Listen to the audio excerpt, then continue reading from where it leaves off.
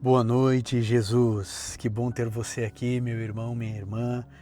Estamos sempre aqui, todas as noites, para orarmos e meditarmos antes de dormir. A melhor maneira de começar bem um dia é terminar ele da maneira correta, buscando ao Senhor, agradecendo a Deus por estarmos vivos, agradecendo a Deus porque apesar das lutas, das dificuldades, Deus tem cuidado de nós. E Deus está à nossa frente, resolvendo problemas que nós nem conhecemos ainda. E é claro, solucionando tudo aquilo que nos tira a paz, aquilo que perturba o nosso coração. Sabe, Deus não quer que você vá dormir cheio de angústia, de preocupação, de insegurança ou medo. É por isso que nós estamos aqui todas as noites para meditarmos em um salmo bíblico. Hoje vamos meditar no Salmo 13. Espero que você já esteja aí com a sua Bíblia, com a sua caneta, para você poder sublinhar aquilo que o Espírito Santo chamar a sua atenção, para que você amanhã também possa refletir no Salmo 13. E eu louvo a Deus porque você está conosco aqui todas as noites.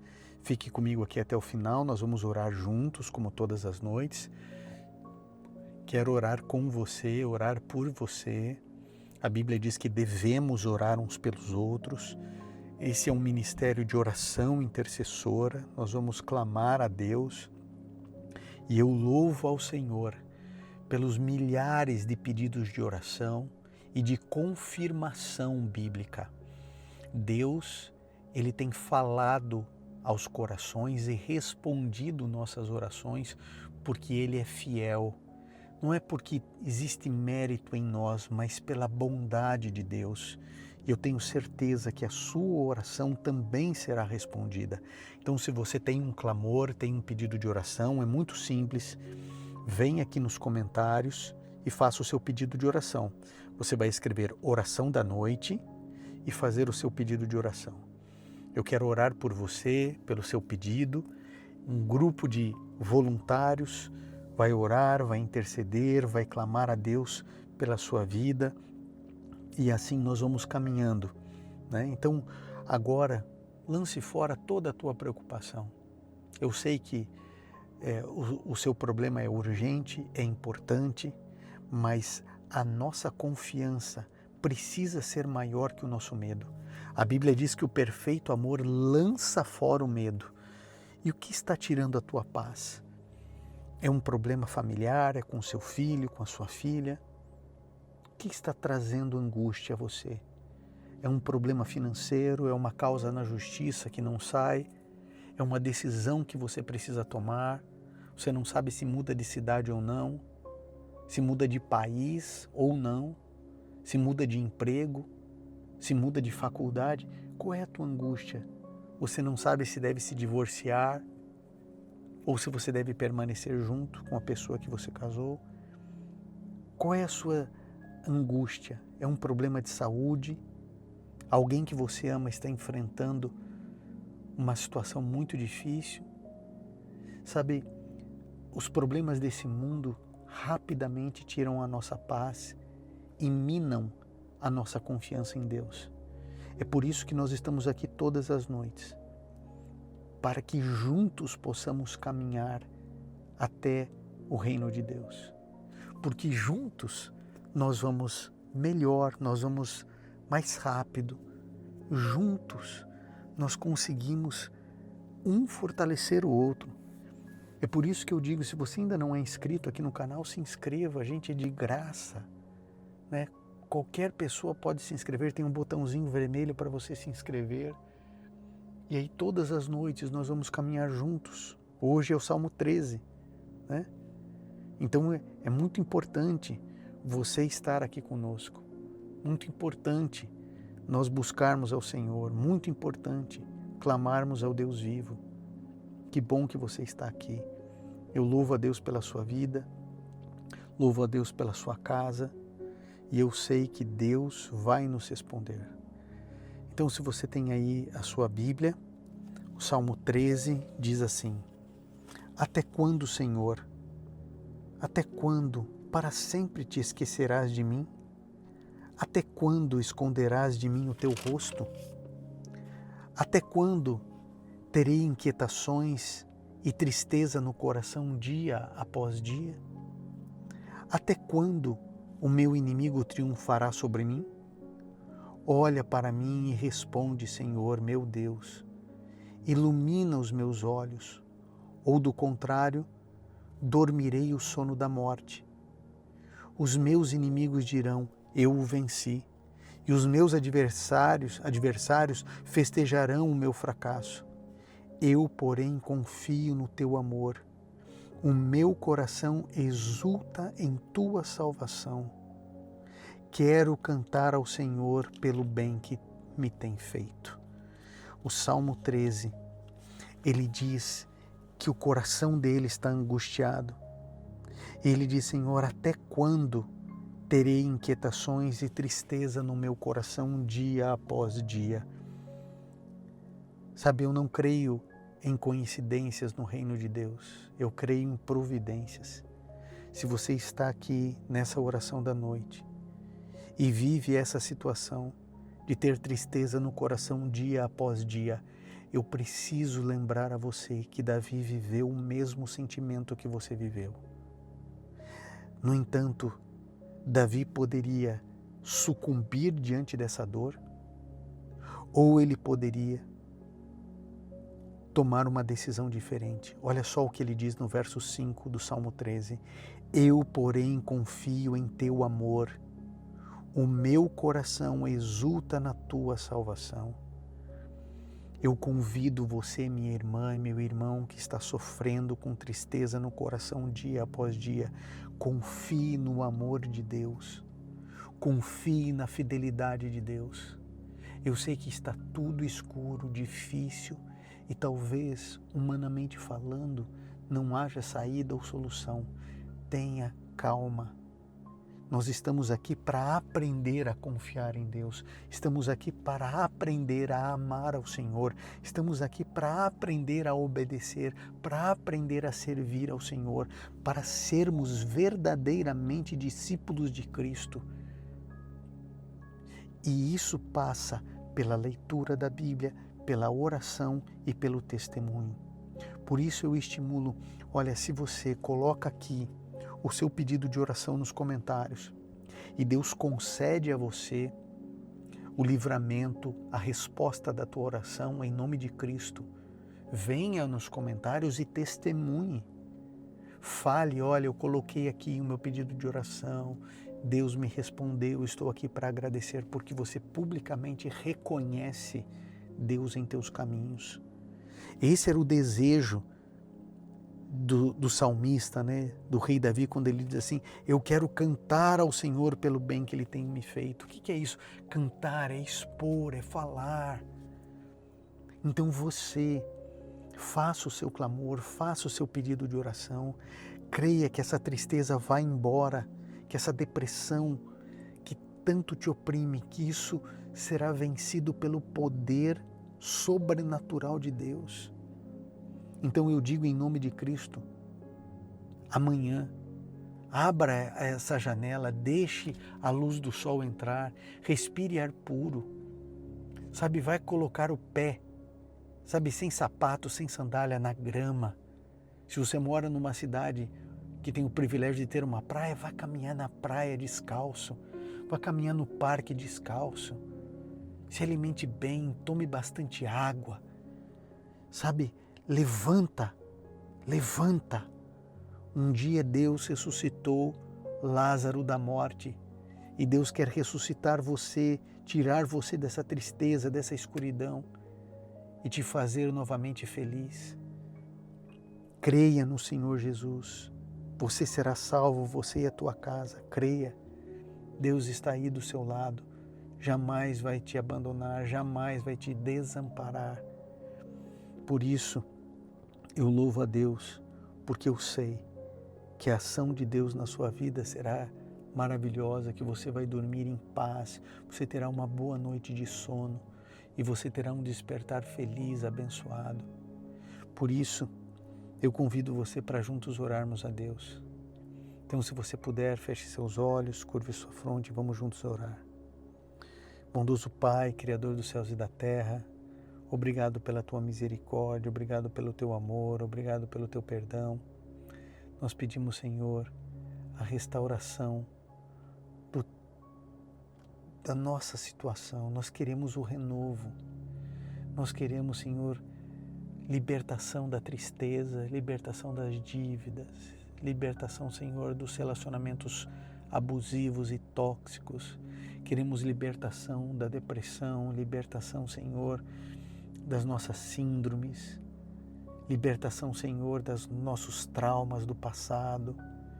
Ajude-nos, Senhor, a termos uma autoestima correta, bíblica, saudável.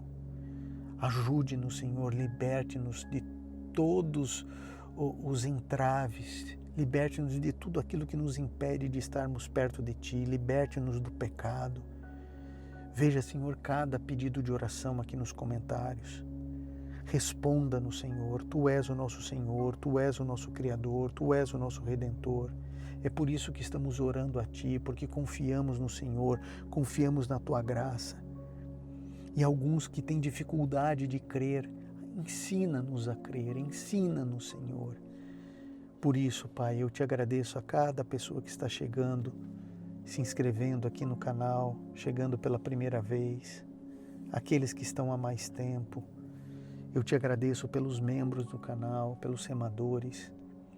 Eu Te louvo, Senhor, porque muitos têm compartilhado essa mensagem, levado esperança a outras pessoas, alcançado pessoas para o Teu reino. Tenha uma bênção especial a essas pessoas que se comprometem em pregar o Evangelho. Continua, Senhor, enviando os recursos necessários para que a pregação aconteça. Que o Senhor esteja à nossa frente, que o Senhor cuide de cada um de nós. Entregamos nossa vida em Tuas mãos em nome de Jesus. Amém. Querido Deus, abençoe você e a sua casa. Eu vou colocar para você aqui uma pregação, uma mensagem, para que você continue ouvindo, para que você continue meditando. Então fique agora com a palavra de Deus. João, no capítulo 4, no verso 46, em diante diz o seguinte: Jesus foi outra vez a Caná da Galileia, onde tinha transformado água em vinho. E havia ali um oficial do rei, cujo filho estava doente em Cafarnaum. Quando ouviu dizer que Jesus tinha vindo da Judeia para a Galileia, foi até ele e pediu-lhe que fosse curar seu filho que estava morrendo. Então Jesus lhe disse: se vocês não virem sinais e prodígio, de modo nenhum crerão. O oficial pediu mais uma vez: Senhor, venha antes que meu filho morra. Jesus respondeu: vá, o seu filho vive. O homem creu na palavra de Jesus e partiu. Quando já estava a caminho, os seus servos vieram ao encontro dele, anunciando-lhe que seu filho estava vivo. Então perguntou a que horas o seu filho havia se sentido melhor e informaram: ontem, à 13h, em algumas versões à 7h, e a febre o deixou. Com isso, o pai reconheceu que aquela era precisamente a hora que Jesus tinha dito a ele: o seu filho vive. E ele e toda a sua casa creram. Este foi o segundo sinal que Jesus fez depois de ir da Judeia para a Galileia. Bom, o contexto é simples. Jesus estava na Judeia, ele foi expulso da sinagoga e praticamente expulso de Nazaré. Ele então sai da Judeia, volta para a Galileia. Ele volta a essa cidade em Caná, e ali acontece essa história que nós lemos aqui. Um homem, um oficial do rei, vive uma situação muito difícil, porque o filho dele está morrendo. Quando um filho está morrendo, muitas coisas acontecem dentro do coração de um pai ou de uma mãe, muitas coisas. Esperança, angústia, medo, resiliência, capacidade de superação. E como aquele homem era um oficial do rei, ele tinha muitos recursos à sua disposição. Ele não era apenas mais um soldado, não era apenas mais um cidadão romano, ele era um oficial do rei. E eu imagino que ele tenha feito todo o possível dentro da parca medicina da época, ele fez o que pôde para tentar salvar o filho, com os recursos, com a influência que tinha, mas chegou uma hora que ele percebeu que o filho dele a cada dia morria. O princípio ativo de vida parecia sair do menino a cada dia, e o desespero foi tomando conta desse pai, e ele não sabia o que fazer. E quando a gente não sabe o que fazer, a gente pode fazer coisas erradas.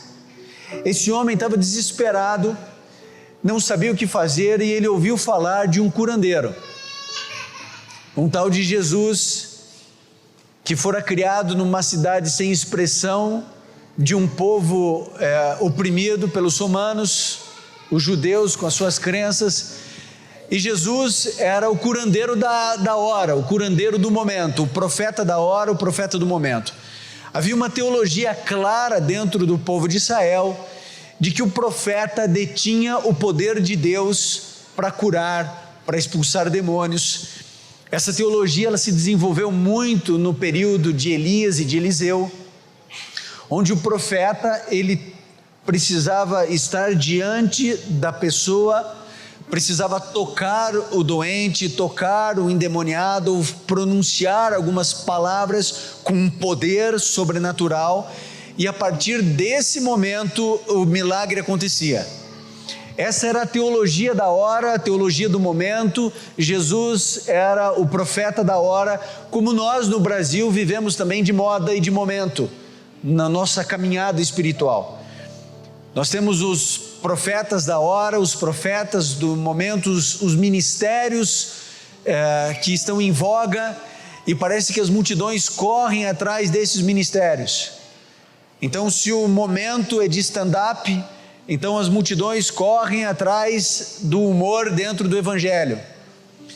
Se o momento é de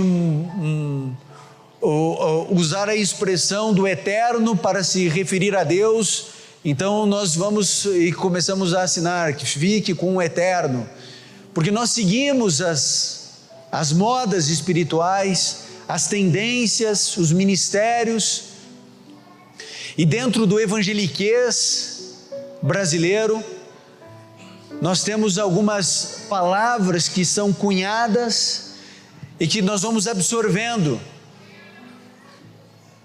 como por exemplo, as pessoas dizem por aí: eu recebo, eu determino, eu repreendo, como se em nós eu amarro, como se em nós existisse um poder sobrenatural quando falamos. A nossa teologia, que se arrasta por esses 2000 anos, ela vai se fragmentando, vai se diluindo, vai se misturando, recebendo influências fora do cristianismo, e nós acreditamos, ou alguns de nós acreditam, que realmente há poder quando falamos, influenciados pelo positivismo mental, acreditamos que há poder quando pronunciamos alguma coisa. Eu me lembro de ir fazer uma visita, e a pessoa comprou uma linda casa, e ela, depois que eu estava na casa dela, disse assim: pastor, eu quero que o senhor ore em cada cômodo da casa. E eu fiquei pensando, como deve ser a oração do lavabo, da despensa talvez seja mais fácil, porque você não é só uma oração, é em cada lugar, é em cada momento. Eu quero deixar uma coisa clara para você: se eu pegar o meu filho desde muito cedo e criá-lo nesse sistema, dizendo assim: Gabriel, você não presta, Gabriel, você não vale nada, Gabriel, você perdeu, eu tinha certeza que você ia perder. Você foi mal na prova, não tenho dúvida que você foi mal na prova, não tinha a menor esperança que você fosse melhor na prova. Gabriel, você tirou nota boa, com certeza você colou. Gabriel, você venceu, mas jogaram pior. Perdeu porque você não sabe fazer o que precisa ser feito dentro de campo. Se eu tratar o meu filho dessa maneira, é claro que ele crescerá e irá se desenvolver com problemas de autoafirmação, de autoestima, e ele pode desenvolver muitos problemas psíquicos.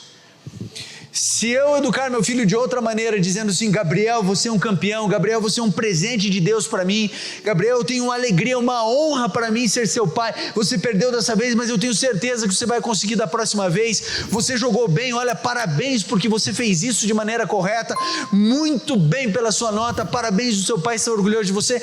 É claro que ele vai se desenvolver melhor, porém isso nada tem de sobrenatural.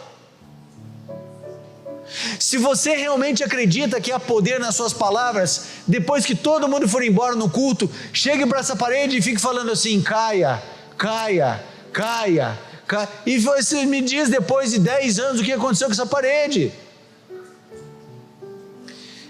As pessoas, elas acham que elas conseguem amarrar, determinar, repreender, como se nós tivéssemos poder sobre o mundo espiritual. Aquele homem, ele não era cristão, ele não acreditava no Deus de Abraão, Isaque e Jacó.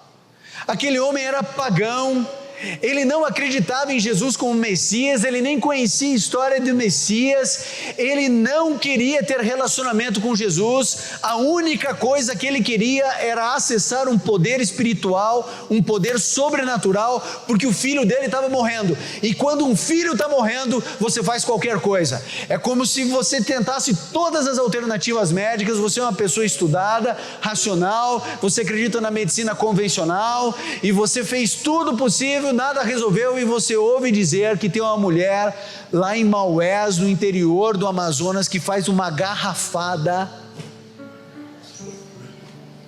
e você não acredita em garrafada, mas é o teu filho que está morrendo, e chega uma hora que você diz assim: eu vou para Maués, e toda a tua família diz: mas você está louco, não faça isso, teu filho está morrendo, pode ser que teu filho morra quando você estiver lá, mas você está em desespero, e você vai para Maués e traz 6 garrafas PET de 2 litros cada, porque é a tua única esperança. Aquele homem, ele não foi atrás de Deus, do Deus de Israel, ele não foi atrás do Messias, ele foi atrás da cura para o filho dele. Aquele homem estava em Cafarnaum, e para Caná da Galileia, aproximadamente 25 quilômetros. Você pode imaginar que aquele homem deve ter pego a melhor montaria à disposição dele, talvez um daqueles cavalos que corriam nas corridas de biga. E aquele homem fez ali em 1h20, 1h30, talvez 1h15, correndo desesperadamente, sem parar para ir no banheiro, sem parar para tomar água. Você pode imaginar que ele chegou ao pó, literalmente, só poeira. E ele entra em Caná da Galileia desesperado, tentando achar um homem que ele ouviu dizer que falava, tocava, e o leproso ficava curado, e o coxo andava, e transformou água em vinho, e os boatos de Cristo se espalhavam. Ele não quis saber o que Herodes iria dizer, que havia mandado decapitar o primo desse homem. Não estava em pauta na mente dele se aquilo seria bom para a sua carreira ou não. Ele está desesperado e vai atrás do curandeiro Jesus. Ele tem a teologia errada, ele tem a visão errada, ele tem a crença errada, mas esse homem vai ao lugar certo. Ele vai a Cristo. E quando esse homem chega em função da teologia, ele diz assim: Senhor, venha antes que meu filho morra. Você sabe o que passava na mente desse oficial do rei? Ele pensava assim: eu vou chegar, eu não sou um qualquer um, eu sou um líder, eu tenho argumentos, eu tenho dinheiro, eu tenho poder. Esse homem, ele faz parte de uma nação que minha nação escraviza e ele vai me obedecer. Quando ele chama Jesus de Senhor, é só pro forma e de respeito. Esse homem está desesperado, sabe-se lá de que jeito esbaforido esse homem chega, e na mente dele, ele diz assim, venha comigo, ou seja, na cabeça dele, Jesus ia subir na garupa do cavalo e eles iam, mais 1h30, a todo vapor. E ele estava dizendo nessa frase, quando ele declara, Senhor, venha antes que meu filho morra, aqui há 3 ideias muito claras. Ele está dizendo, contra o Senhor, Jesus de Nazaré, contra o Senhor, existe o problema da distância, nós estamos a 30 quilômetros, 25 quilômetros de distância. Contra o Senhor existe o tempo, nós precisamos correr, e para que as coisas aconteçam, 1h e 1h30 a gente vai chegar. E contra o Senhor está a gravidade do problema do meu filho, antes que meu filho morra. Contra o Senhor está a distância, contra o Senhor está o tempo, contra o Senhor está a gravidade do problema. Esse homem não tinha a menor ideia de com quem ele estava falando. Querido, esse homem estava falando com o dono do tempo. Ele estava falando com o dono da geografia. Ele estava falando com o homem que estabeleceu em si a onipresença e se reduziu a não estar naquele momento dessa forma. Mas Jesus conhecia cada coração, cada pensamento. Você realmente acha que existia alguma situação grave que Jesus não pudesse resolver? Aquele homem não tinha ideia de com quem ele estava falando. Aí Jesus Cristo pega para ele e diz assim, eu não vou subir nesse cavalo não, eu não vou na tua casa, eu não vou orar em cada cômodo, eu não vou impor a mão sobre o seu filho, eu não vou deitar o meu corpo sobre o seu filho, mas fique tranquilo porque o teu filho vive. Assim, simples, só isso. A gente acha que Jesus é assim, né? Quando vai ressuscitar a menina, Jesus fala assim, Talita, porque a gente quer a pirotecnia, né? A gente acha que Talita, e aí tem um tremor de terra, né? E as pessoas na casa fazem, o que é isso? Jesus disse assim, levanta, menina. E ela levanta. Jesus acorda, espreguiça e diz, acalma, mar. Para, vento. É o dono do vento. É o dono do mar. É o dono da vida. Lázaro, sai. Jesus não precisa impostar a voz. Já viu o locutor de rádio, né? Quando vai falar em público. O cara já tem a voz bonita, mas tem que ser mais, né? Aí ele fala, oi, bom dia a todos. Eu nem impostando, se eu dependesse de impostar a voz, eu estava passando fome. E Jesus disse para aquele homem, teu filho vive. E sabem o que aconteceu aqui? Vocês sabem o que aconteceu aqui? A Bíblia diz que esse homem creu. E a partir de agora, nesse momento do sermão, se você permitir, a sua mente vai abrir como a minha abriu. Porque aquele homem, ele não cria em Deus, aquele homem não cria em Jesus, aquele homem não tinha fé alguma, aquele homem tinha dor, aquele homem tinha desespero, aquele homem tinha medo. Mas ele vai ao lugar certo, e a Bíblia diz que depois que Jesus falou, ele creu. A ordem é essa. Algumas pessoas acreditam que elas têm fé.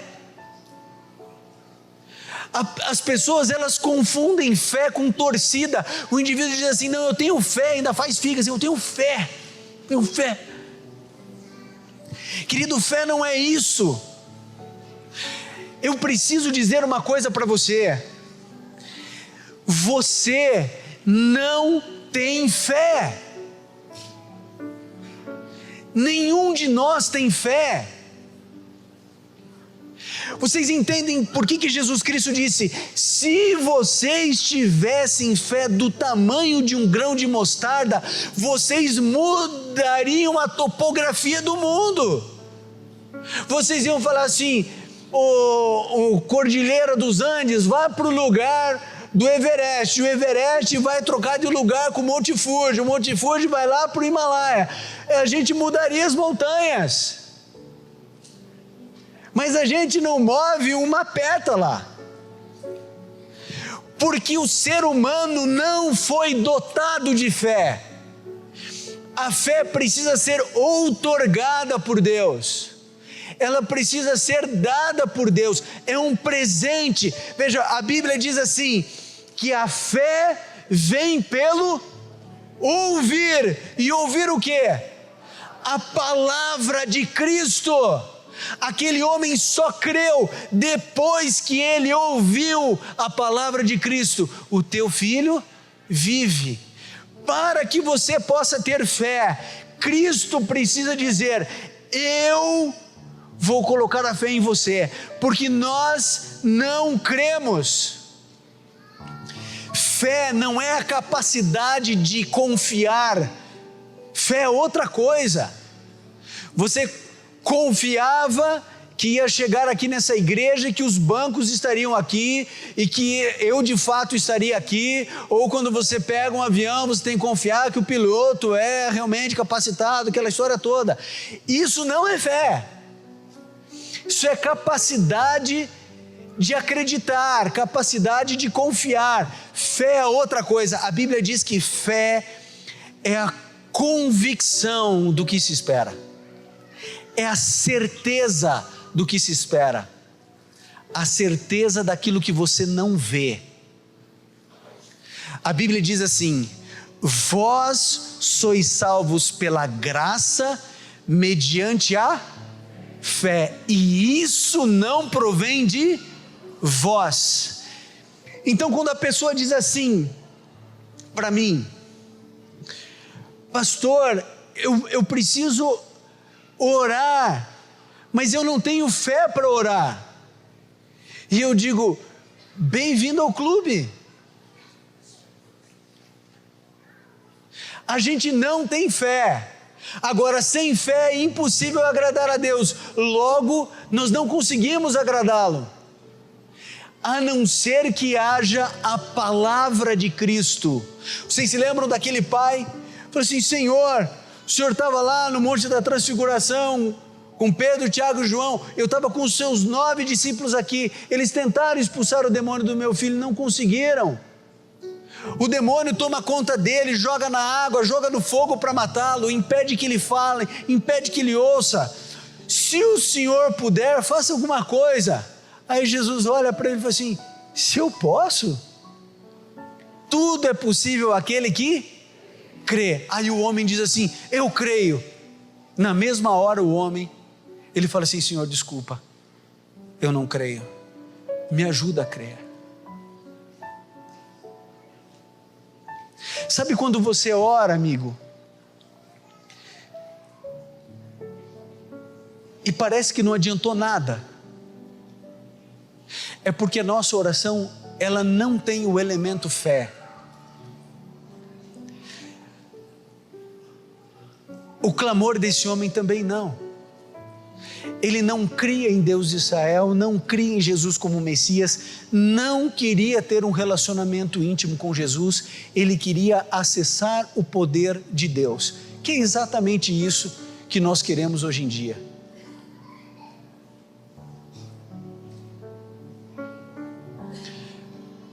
O nosso cristianismo se reduziu às nossas tentativas de solucionar as nossas lutas através de um poder sobrenatural.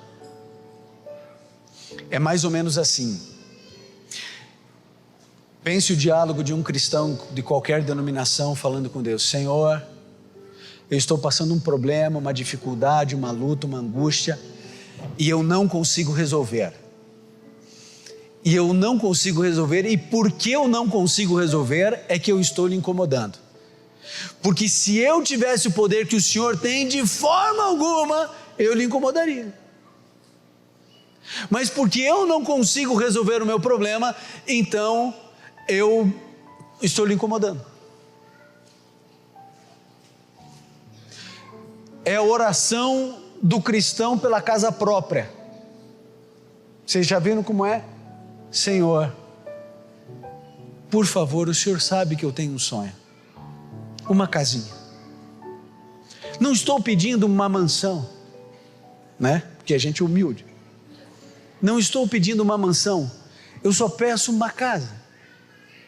Se fosse naquele bairro, seria perfeito. Senhor, eu achei a casa. Porque você já tem a solução para Deus, né? Eu já achei a casa. Senhor, só que precisa de algumas coisas. Senhor, por favor, a pessoa precisa baixar em 30 mil. E depois, Senhor, precisa aprovar o meu financiamento. E eu preciso do juro real a 7,5, porque senão eu não vou conseguir pagar o financiamento. Então, Senhor, se o Senhor tocar o coração daquela pessoa, se o Senhor permitir que as coisas funcionem, que saia o meu financiamento, aí vai dar tudo certo. A gente chega para Deus já com a solução, como esse homem: Senhor, sobe no cavalo e vamos sair correndo, comendo poeira. Aí o Senhor vai chegar antes que ele morra, e o Senhor chega lá, o Senhor vai pôr a mão sobre ele, o Senhor vai orar, e aí ele vai levantar, ele vai ficar tudo bem, porque a gente acha que a gente tem a solução para o nosso problema. A nossa insanidade espiritual chegou a esse nível, onde nós apresentamos a Deus o problema porque a gente só quer acessar o poder dele, mais nada. Porque se a gente não tem o problema, a gente nem ora. Então eu acesso esse poder e eu já digo qual é a solução: o Senhor precisa permitir que dê tudo. Aquele homem, ele veio com uma teologia errada, com uma crença deturpada, com uma solução torpe, mas ele foi ao lugar certo. Uma vez uma senhora falou assim para mim: pastor, eu tenho dificuldade de orar, como é que a gente ora? Eu disse assim: olha, a Bíblia diz que a gente não sabe orar como convém, então ora de qualquer jeito. E ela disse assim: mas pastor, eu tenho medo de falar besteira. Eu falei assim: você acha que alguém em algum momento da história falou alguma coisa para Deus que não fosse besteira?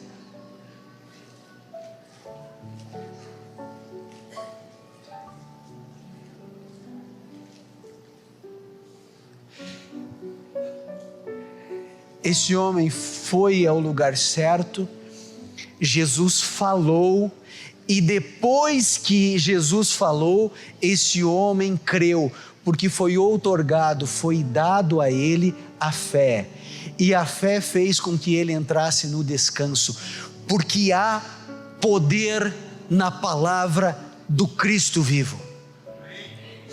Quando Cristo fala, amigo, não existem problemas no mundo, nem no seu coração, nem na sua mente. O dia em que Jesus Cristo falar para você assim: tchau, depressão, acabou Rivotril, pode fechar a fábrica. Eu conheci um homem chamado Jefferson Turbay Braga, foi meu professor de língua portuguesa. O pouco que eu sei de português eu aprendi com esse homem. Esse homem, antes de se converter, vivia vida louca, vida bandida, droga, todo tipo. Um dia fizeram um convite para ele para uma festa numa outra cidade, onde era proibido bebida, proibido cigarro, proibido comida, só droga. E ele foi, fechada, convites exclusivos, vagas limitadas, vida louca. Esse homem foi para a festa, misturou tantas drogas, conhecidas e desconhecidas para ele, que ele sai vagando pelas ruas daquela cidade que ele também não conhecia, e ele sabe que vai morrer. A overdose começa a sufocá-lo, ele sente que vai morrer, e aquele homem ateu clama a um Deus que ele não conhecia, um Deus desconhecido, e ele diz assim: salva minha vida, se o Senhor existe, salva minha vida. E esse homem perde a consciência no meio de uma praça, e só recobra a consciência 48 horas depois. 48 horas depois, quando esse homem levanta, sujo, imundo, ele levanta, sem nenhum tipo de vício na vida dele. No programa 180 graus, uma mulher aqui de Brasília, vida louca, cocaína, deixava os filhos em casa, marido em casa, ia cheirar pó, narina em carne viva, tanta vida louca. No meio de uma madrugada se perde, sofre, sente que vai morrer, para o carro, vazio na madrugada, anda como um leão dentro de uma jaula, sentindo a morte chegar sobre ela, e antes de entrar em coma, ela clama ao Deus vivo, entra em coma. Quando ela sai do coma, ela não sabe identificar a sensação do que é cheirar cocaína. Sabe qual é o nome disso? Cura das memórias. Sabe o que é isso? É um poder que você e eu não temos, mas é o poder de Cristo. Quando Ele fala, Ele é capaz de entrar e reprogramar suas sinapses, Ele é capaz de limpar o seu histórico de memória, Ele consegue invadir o seu inconsciente e reprogramar suas reações diante da vida. Ele tem o poder de tirar o seu vício, Ele tem o poder de reorganizar sua herança genética. Deus não está preso à sua hereditariedade, Ele não está preso por causa do complexo, do abuso, da violência, do estupro. Jesus tem poder. Nada do que acontece na sua vida é desimportante para Ele, nada do que acontece na sua vida é difícil demais para Ele resolver. Agora, o que eu e você precisamos fazer é ir e lutar com Deus. Nós não sabemos mais o que significa lutar com Deus. A Bíblia diz que esse homem, depois que Cristo falou, ele creu e ele entrou em descanso. Sabe por que a Bíblia diz que ele entrou em descanso e por que eu chego a essa conclusão? Porque no texto que você leu aí na sua Bíblia ou no seu celular, o texto diz que esse homem voltou para casa. E quando ele estava voltando para casa, eu imagino que ele estava indo com o cavalinho assim, ó. Sabe por quê? Porque o filho vive. E aí então os servos chegam desesperados e procurando: Senhor, cadê você? Está todo mundo atrás de você, todo mundo preocupado, o teu filho vive, a gente veio dar a notícia. Ah, é? E quando foi que ele ficou bom? Ontem a 1h da tarde. Ontem? Queridos, Jesus Cristo falou, ele creu e não voltou para casa. Ele não falou assim: ah, meu filho vive, então subo no cavalo, vou lá dar um abraço no meu filho. Não, ele ficou em Caná, talvez resolvendo um problema, uma situação ou outra, dormiu em Caná, ele descansou. A Bíblia diz que o povo de Israel não creu, e porque não creu, não entrou no descanso do Senhor. Se você está angustiado, se você está ansioso, se você está preocupado, sabe o que é? Sabe qual é o seu problema? Eu não tenho medo de afirmar que você não foi a Cristo. Você pode ter ido ao grupo de oração, você pode ter ido no pequeno grupo, você pode ter ido onde você for, mas você não foi a Cristo. Porque a Bíblia diz que Jesus Cristo, quando veio a essa terra, disse: aqueles que vierem a mim, de modo algum os lançarei fora. E quando você vai a Cristo, Cristo outorga a fé, e a fé produz descanso. Você não está em descanso? É porque não foi a Cristo. E eu sei que nesse momento tem algumas pessoas se retorcendo, falando assim, não, mas eu fui. Não, não foi. Não, mas eu fui a Cristo. Não foi. É mais fácil você estar enganado e promovendo o auto-engano do que Cristo ter mentido. Ele disse, aqueles que vierem a mim, de modo algum, os lançarei fora. Agora, sabe qual é o nosso problema? A gente acha que ir a Cristo é a gente passar 3 minutos de oração, levantar e tentar resolver o problema. Ir a Cristo, meu amigo, é lutar com Cristo, é você fazer o que Jacó fez. Quem que era Jacó? Bandido, pilantra. Era tão bom esse tal de Jacó, que o irmão mais velho jurou ele de morte. Se macumunou com a mãe, aplicou no pai, mentiu, roubou a primogenitura, não valia nada. Mas esse homem, que era lixo, escória, mau caráter, cheio de defeitos, ele vai a Jesus e ele agarra as pernas de Cristo e diz, eu não te deixo ir, enquanto o Senhor não me abençoar. Isso é ir a Cristo, é você entrar em embate, em luta espiritual. Esse homem vai clamando a Jesus, esse homem rompe o tempo, rompe a distância, apresenta a sua dor, a sua angústia, ele tem a teologia errada, a crença errada, a solução errada, mas ele vai ao lugar certo. Vá a Jesus. O seu casamento está acabando, você tem que ir para quem? É a Jesus. Eu vou aconselhar o casal, não, a gente já fez terapia, tipo, que podia fazer eu fiz, raio. Vá a Cristo. Vá a Cristo. A Cristo. Quando eu estava no 2º ano de teologia, talvez você não saiba dessa história, mas eu cheguei para o curso de teologia, queridos. Sabe como eu cheguei lá? Cabelo comprido, calça rasgada, 17 anos com cara de 13, 1 ano e meio de batizado. Quando o indivíduo falou para eu abrir a Bíblia em Abacuque, eu achei que era pegadinha, eu não sabia que existia isso na Bíblia. Foi no 2º ano de teologia que eu fui descobrir a história de Gideão, nunca tinha ouvido falar. Não sabia quem era Débora, não sabia nada.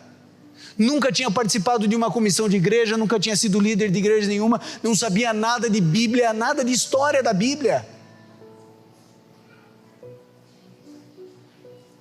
Nunca quis fazer teologia, nunca foi meu sonho, nunca foi meu plano, nunca desejei, nunca sonhei. Eu fui fazer teologia porque Deus me pegou assim e falou assim, vai. Eu falei, eu vou. E eu fui. No 2º ano de teologia eu queria abandonar tudo, porque eu olhava para um indivíduo e eu falava assim, cara, esse cara é muito inteligente, vai ser um pastorzão. Eu olhava para o outro e falava assim, como esse cara é consagrado, esse cara ora de manhã, ora à tarde, ora à noite, eu nem orar sei. Aí eu olhava o outro, o cara tirava nota, o outro fazia, o outro pregava muito, o outro cantava, aí tinha, o outro sabia reger, eu não sabia bolhufa de coisa nenhuma, e eu falava assim, Senhor, o que eu estou fazendo aqui? E no 2º ano de teologia eu queria ir embora daquele lugar. Engenheiro Coelho, meio da fazenda, eu sou um menino urbano, pinava pipa no ventilador, eu no meio do mato.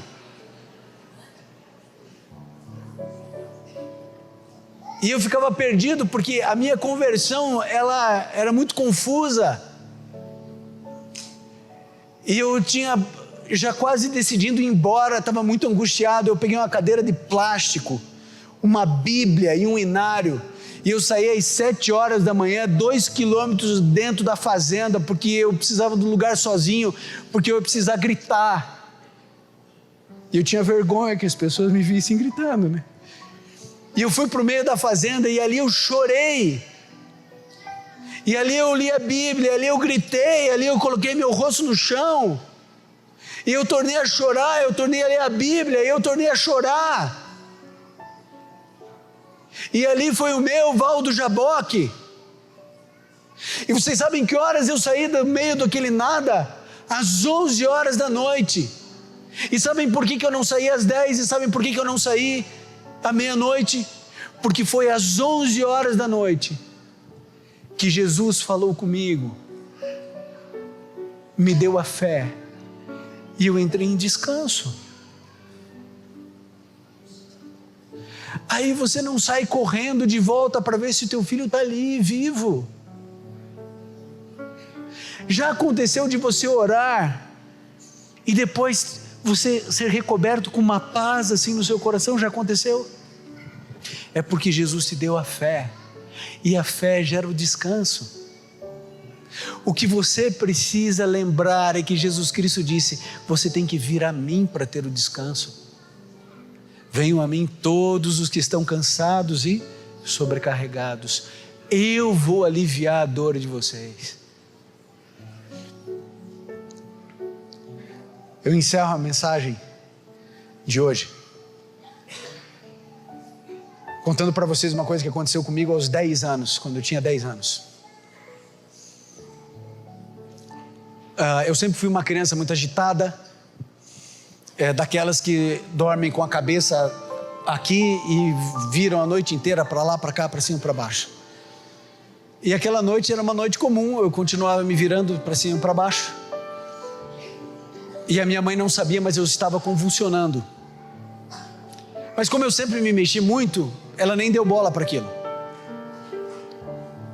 E eu fiquei convulsionando 10 minutos, 15, 20, meia hora, 40 minutos, 50 minutos, uma hora e tanto. A minha mãe não sabia, ninguém sabia, mas o meu cérebro fritando. Quando a minha mãe consegue detectar o Espírito Santo, ela pensa, esse menino está mexendo de muito. Ela não pensou menino, ela falou na cabeça dela piá, porque a gente é de Curitiba.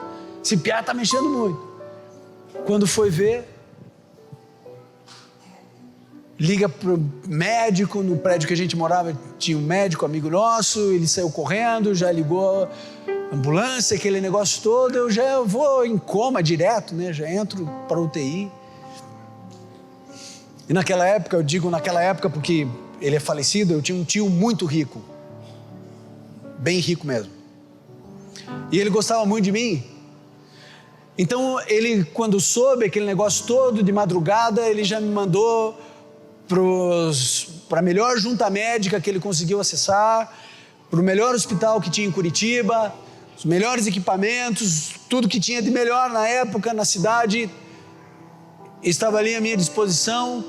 E a junta médica reuniu, depois de vários procedimentos, no dia seguinte reuniu a família e disse assim: olha, o que a gente podia fazer, o que a medicina podia fazer foi feito, agora só depende dele. A minha tia era mais assim animada, ela falou: que história é essa? Que sempre tem alguma coisa para fazer, pode fazer assim. Eu falei: não, tem, a gente pode colocar ele numa UTI aérea, mandar ele para o Sírio-Libanês, mas os equipamentos de lá são os mesmos daqui, a junta médica de lá a gente conversa o tempo inteiro, nos casos é a mesma coisa, mas se vocês quiserem.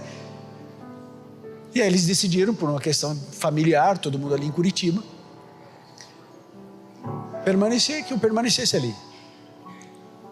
E aí vocês podem imaginar o desespero da família, porque eu com 10 anos era a criança mais fofa do mundo. Pena que eu não trouxe uma foto.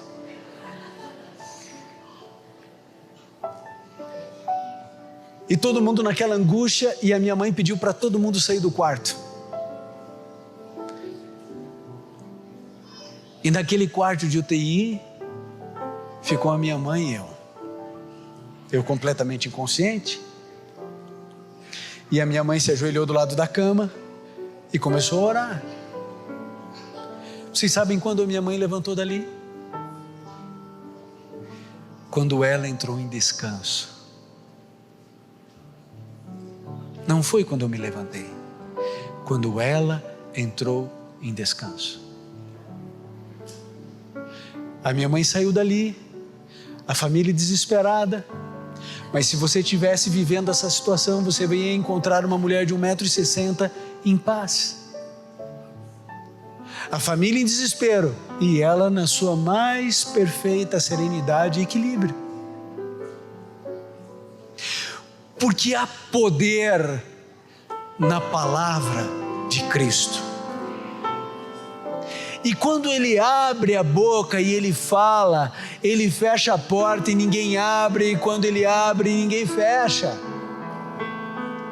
E apesar dos dias estarem correndo um após o outro e a família em desespero e os médicos sem resposta, dizendo não tem o que fazer, não tem o que fazer, não tem o que fazer, a minha mãe permaneceu calma. Até que depois de 5 dias, eu abri os olhos, olhei para o lado e falei: mãe,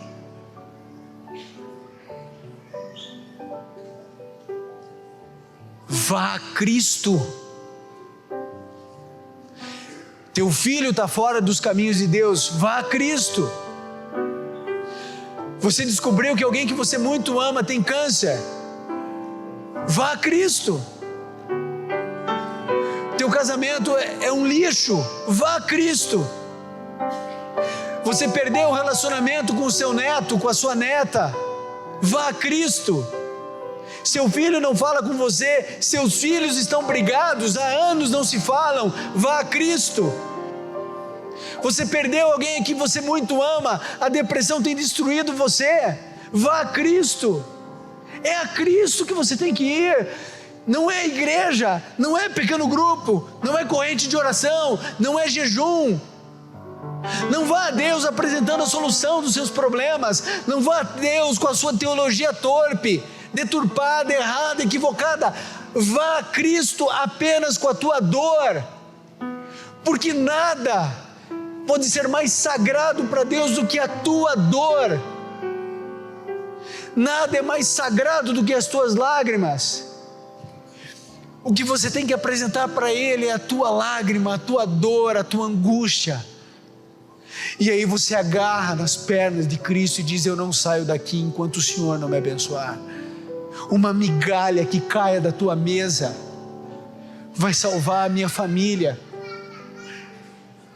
Eu não sei qual é o teu problema, a tua angústia, eu sei as minhas. Eu não sei qual é o teu vício, a tua luta, a tua dor. Mas só existe um lugar de libertação no universo. Esse lugar é em Cristo. Em Cristo. E somente a Cristo. Eu preciso encerrar o sermão. Queria passar mais 1 hora aqui.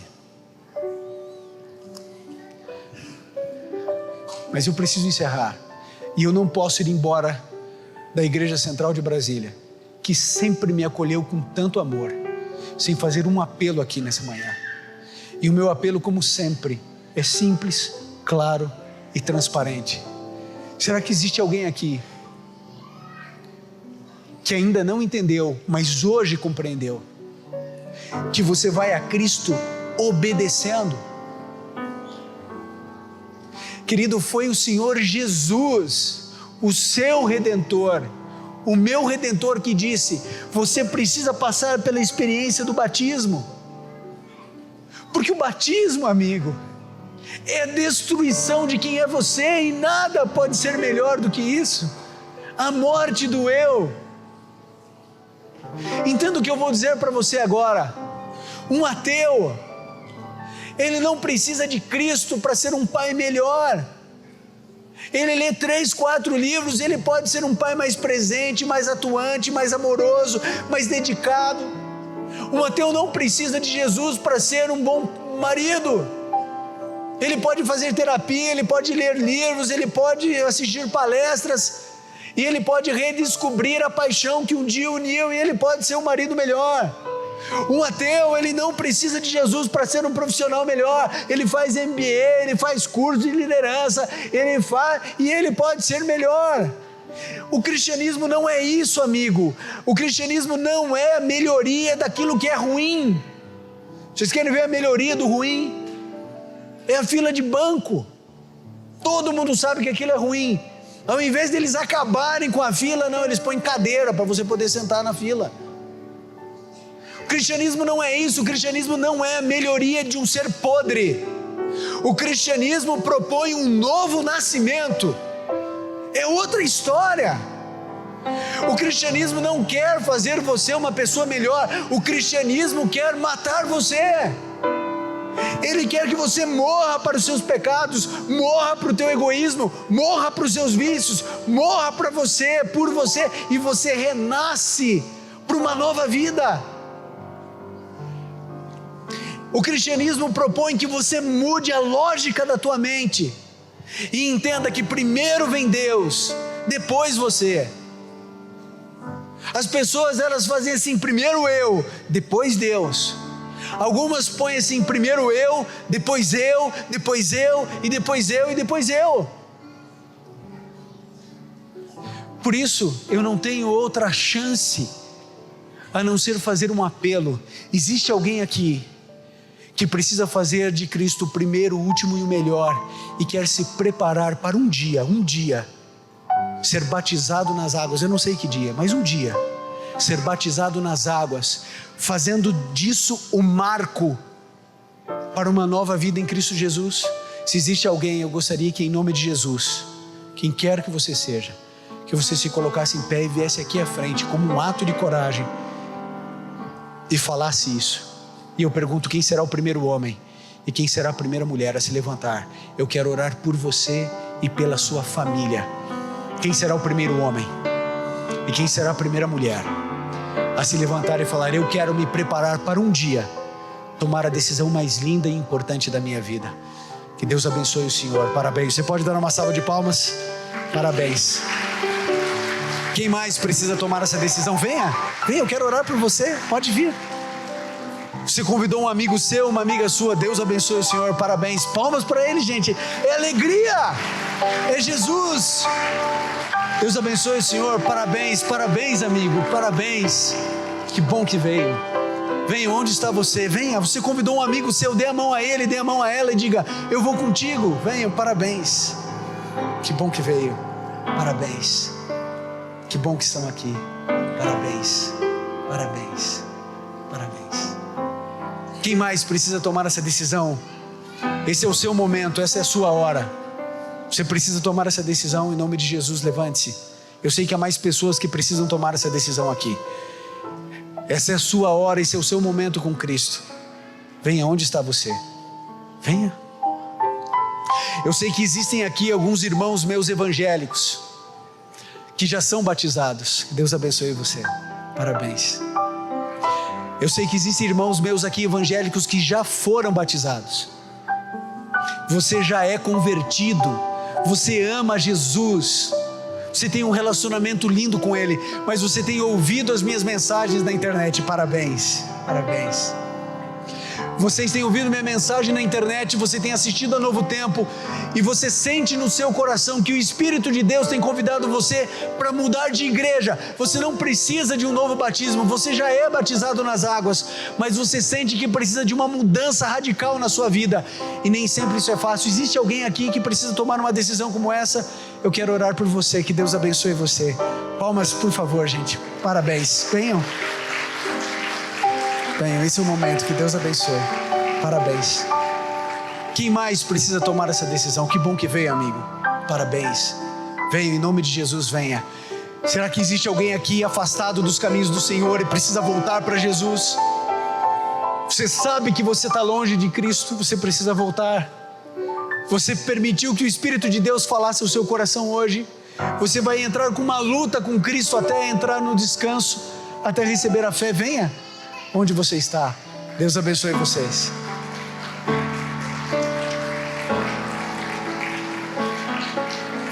Esse é o poder do Evangelho, de transformação de vidas. Quarteto Arautos do Rei irá cantar agora. Que bom que veio. Que bom que está vindo. Parabéns. Deus quer fazer tudo novo na sua vida. Ele quer zerar o cronômetro da tua história. Ele quer entrar no seu coração e reescrever sua história. Enquanto o Quarteto Arautos do Rei cantar, eu vou estar no cantinho aqui orando, para que você se levante. Se existe uma última alma, alguém sofrendo, sentado no banco, pensando, não posso, não devo, não quero, ou quero, mas não consigo, amigo, venha Jesus do jeito que você está, com a sua teologia errada, com a sua falta de fé, sua falta de querer, mas venha ao lugar certo, Ele vai restaurar você. Eu vou orar e vou estar orando, para que você se levante, para que você tome uma decisão linda e profunda ao lado de Jesus.